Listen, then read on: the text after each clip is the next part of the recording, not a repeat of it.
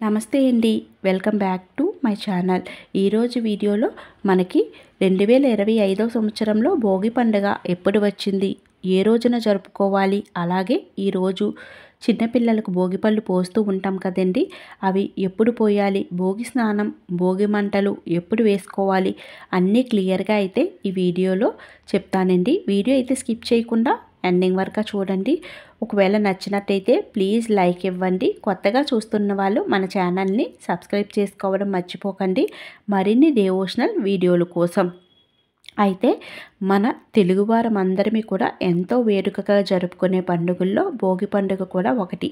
పిల్లలకు ఎంతగానో ఇష్టమైన పండుగగా మనం ఈ భోగి పండుగను చెప్పుకోవచ్చు. మన సంక్రాంతి పండుగ చాలా వైభవంగా జరుపుకుంటాం కదండి. అందులో ముందుగా వచ్చేది భోగి పండుగ, తర్వాత మకర సంక్రాంతి, మరునాడు కనుమ పండుగగా, ఆ మరునాడు ముక్కనుమగా జరుపుకుంటాము. ఈ భోగి పండుగలో చాలా విశేషాలు ఉంటాయండి.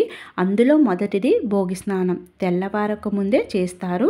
సూర్యోదయానికి పూర్వమే భోగి స్నానాన్ని ఆచరించాలి. కొత్త బట్టలు కట్టుకొని చక్కగా భోగి మంటలుకి వేసుకుంటారు. భోగి పూజ కూడా చేసుకుంటారండి. అదేవిధంగా చిన్నపిల్లలకు దృష్టి దోషాలు పోవడానికి, అదేవిధంగా మేధస్సు పెరగడానికి భోగిపళ్ళు కూడా పోస్తారు. ఈ రోజుతో మనకి ధనుర్మాసం అన్నది కూడా ముగుస్తుందండి. ఈరోజు ఆ శ్రీరంగనాథుని గోదాదేవి కళ్యాణం, వివాహం కూడా ఈరోజే జరిగిందండి.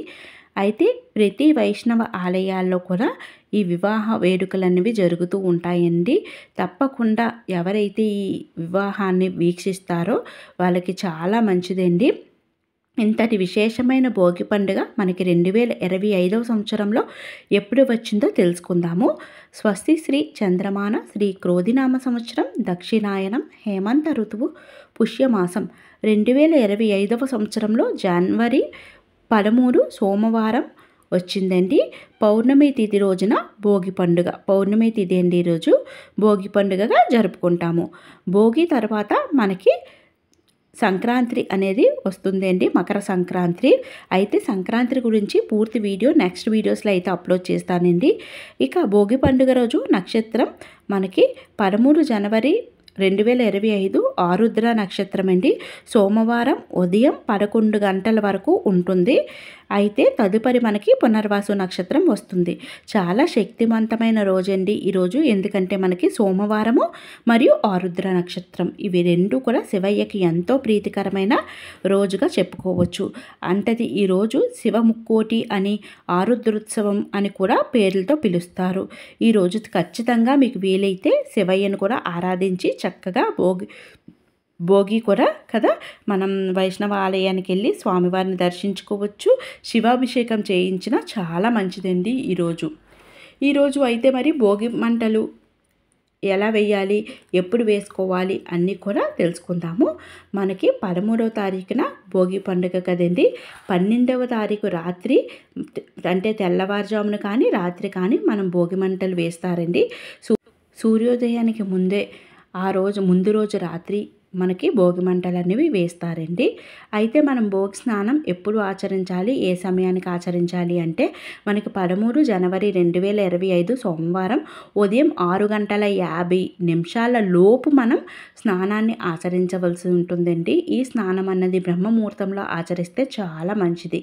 ఇక భోగిపళ్ళు ఏ సమయంలో పోస్తారు అంటే మనకి 13 జనవరి 2025 సోమవారం సాయంత్రం 5 గంటల నుండి 7:50 లోపు మనం ఎప్పుడైనా భోగిపళ్ళు వేసుకోవచ్చండి. లేదు అంటే కొందరైతే తెల్లవారుజామున పూజ అనంతరం కూడా భోగిపళ్ళు పోస్తూ ఉంటారు. ఎవరి ఆనవాయితీ బట్టి వాళ్ళు చేస్తూ ఉంటారు ముందు నుంచి వస్తే. ఒకవేళ ఆనవాయితీ లేకపోతే భోగిపళ్ళు పోసుకోకూడదంటే వేసుకోవచ్చండి, ఏమీ ప్రాబ్లం లేదు. సాయంత్రం సమయంలో 5 గంటల నుంచి 7:50 లోపు మీరు చక్కగా భోగిపళ్ళు పిల్లలకు వేయండి. ఈ భోగిపళ్ళు చాలా విశేషమైనవండి. నెక్స్ట్ వీడియోలో అయితే అప్లోడ్ చేస్తాను. మనకి ఆయుర ఆరోగ్యాలతో పిల్లలు ఉండాలన్నా మనకి చాలా మంచిది ఈ పళ్ళు వేయడము.